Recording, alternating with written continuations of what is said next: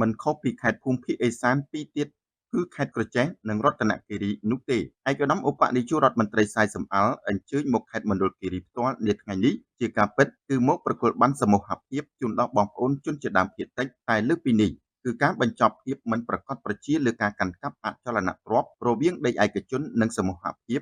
របស់បងប្អូនជនជាតិដើមភាគតិចព្រមទាំងបញ្ចប់មន្ទិលនិងកង្វល់ភ្នាក់ងាររបស់អង្គការសហប្រជាជាតិនិងធនាគារពិភពលោក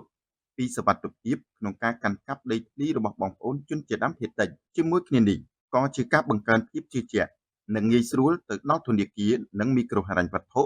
ក្នុងការវាយតម្លៃអចលនទ្រព្យរបស់បងប្អូនជនជាតិដើមភាគតិចឬដីសមូហភាពរបស់បងប្អូនជនជាតិដើមភាគតិចទៅមុខទៀត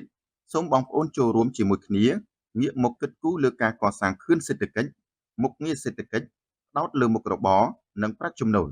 ការដាំដុះការចិញ្ចឹមសត្វអភិវឌ្ឍសហគមន៍រៀបចំហេដ្ឋារចនាសម្ព័ន្ធចាំបាច់នានានិងរៀបចំភូមិឋានរបស់យើងឲ្យកាន់តែប្រសើរឡើងដើម្បីលើកស្ទួយជីវភាពពលរដ្ឋនិងកែប្រែសង្គមជាតិយើងឲ្យកាន់តែរីកចម្រើនទៅមុខសូមគូបញ្ជាក់ផងដែរថារាជរដ្ឋាភិបាលកម្ពុជាមិនត្រឹមតែទទួលស្គាល់បងប្អូនជនជាតិដើមភាគតិចជាជនជាតិដើមភាគតិចប៉ុណ្ណោះទេប៉ុន្តែតែងតែគោរពលើកតម្កើងវប្បធម៌អរិយធម៌និងទំនៀមទម្លាប់ប្រពៃណីរបស់បងប្អូនជនជាតិដើមភាគតិចរួមទាំងការធ្វើសមាហរណកម្មទាំងសង្គមសេដ្ឋកិច្ចនិងនយោបាយជូនដល់បងប្អូនជនជាតិដើមភាគតិចព្រោះកម្ពុជាគឺជាសង្គមពហុវប្បធម៌មិនមានការរើសអើងនេះបើយោងទៅតាមពិធីចែកប័ណ្ណដល់សមូហភាពជូនសហគមន៍ជនជាតិដើមភាគតិចក្នុងគម្រោងបែងចែកដីសម្បត្តិដើម្បីសង្គមនិងសេដ្ឋកិច្ចដំណាក់កាលទី3 Lasset Free ស្ថិតនៅក្នុងភូមិឡាម៉េះ